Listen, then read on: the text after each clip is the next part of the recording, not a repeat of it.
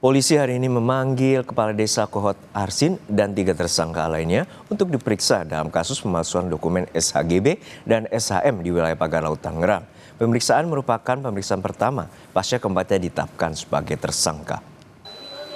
Selain Kades Kohot, 3 tersangka lainnya yang diperiksa hari ini ialah Sekretaris Desa Kohot, Ujang Karta, dan 2 penerima kuasa berinisial SP dan CE. Meski sudah berstatus tersangka, keempatnya masih belum ditahan.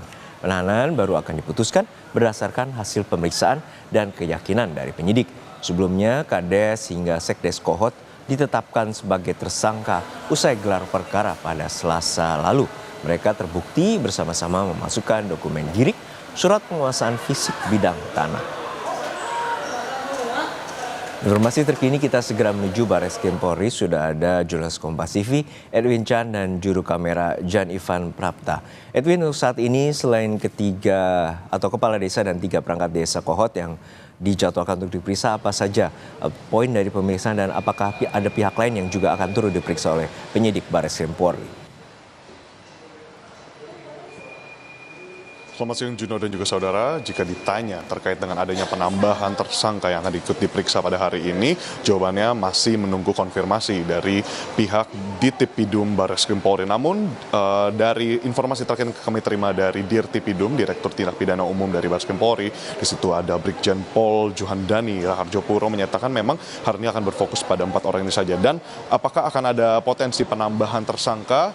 Masih dibuka probabilitasnya karena memang penyidik masih terus melakukan galian data pun menyocokkan antara pemeriksaan yang nanti akan dilakukan dengan temuan-temuan bukti-bukti yang sudah dikumpulkan sebelumnya. Nah, Juno dan saudara, pada hari ini 4 orang akan diperiksa, yakni di Kades Kohot Arsin, Sekdes Kohot, Ujang Karta, dan 2 penerima kuasa berinisial SP dan CE, yang dimana mereka di dalam dugaannya melakukan pemalsuan data dan juga dokumen yang terkena pasal 263 KUHP tindak pidana pemalsuan surat, 264 KUHP tindak pidana pemalsuan akta autentik, lalu dilanjutkan juga 266 di sini memasukkan data palsu pada akta autentik, jungto pasal 55 sampai 56 melakukan membantu atau ikut melakukan perbuatannya. Nah, penetapan tersangka keempat orang ini ditetapkan setelah gelar perkara seperti yang kita ketahui bersama pada 18 Februari 2025 maksud kami.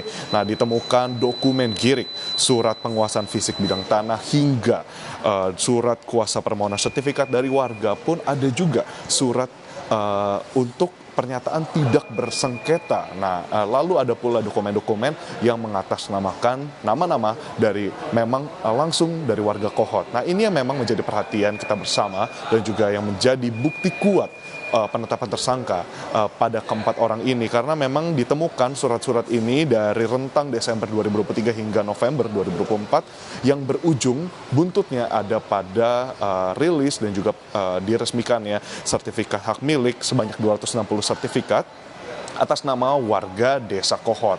Nah, itulah yang membuat hari ini pemeriksaan dilakukan. Sebelumnya, apakah sudah ada pemanggilan khusus? Nah, memang berdasarkan pernyataan dari Brigjen Pol Juhandani yang menyatakan hari ini memang melakukan tindakan paksa dengan memberikan surat undangan untuk datang. Dan terkait dengan bagaimana proses akan berlangsung, kami masih menantikan, dijadwalkan sebelumnya berdasarkan keterangan kemarin, 2 hari lalu maksud kami, ketika bertemu langsung dengan Brigjen Pol Juhandani menyatakan seperti biasa pada pemeriksaan umumnya akan dilaksanakan pada pukul 10. Namun pada hingga waktu sekarang, yakni di 11:35 kita belum melihat adanya kedatangan dari para 4 tersangka yang dijadwalkan diperiksa pada hari ini. Juno. Ya, Edwin, untuk saat ini apakah ada kemungkinan Kepala Desa Kohot dan Sekdesnya ini turut ditahan pasca penetapannya sebagai tersangka?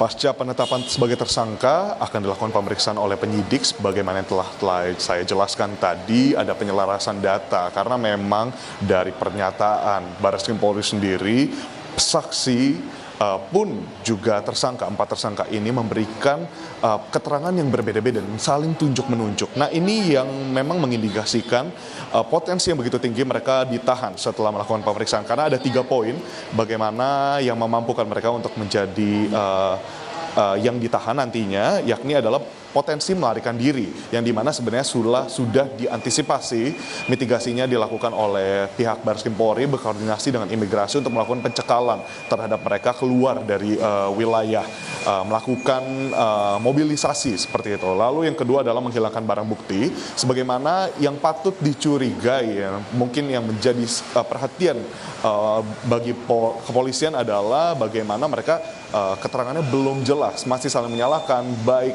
terkait dengan motif, bukti maupun sosok-sosok yang berada di dalam keseluruhan dari dugaan pemalsuan dokumen ini. Lalu yang ketiga adalah mengulangi perbuatan. Nah, jika dilihat Juno dan saudara dari apa yang sudah ditemukan oleh kepolisian, yang pertama adalah motif.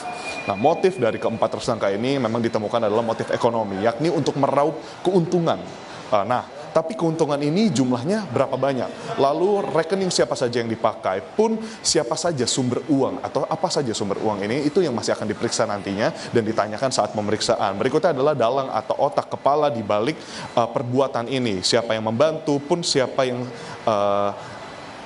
dari keterangannya saling lempar ini siapa yang terlibat di sini. Dan yang terakhir adalah terkait dengan surat atau sertifikat, bagaimana kemarin telah dilakukan penyelarasan data juga dengan Badan Pertanahan Nasional di Kabupaten Tangerang untuk melihat apakah surat yang diduga dipalsukan selaras dengan yang ditemukan pun nanti ketika pemeriksaan sudah dilakukan. Juno.